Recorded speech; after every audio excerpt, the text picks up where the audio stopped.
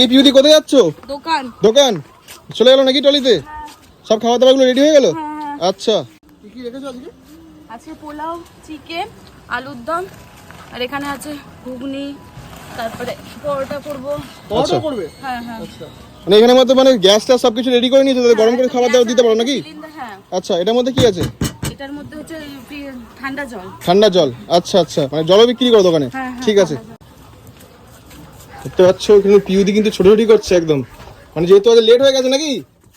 দেখো এখন কিন্তু বাজছে 11:52, অলরেডি কিন্তু এখানে 1 ঘন্টা লেট চলছে, 1 ঘন্টা ডিলে চলছে আমাদের পিউদি। ঠিক আছে, দেখতে পাচ্ছ দেখো দৌড়ে দৌড়ে আসছে, ওরে বাবা। সব চলে যাচ্ছে ট্রলিতে একদম।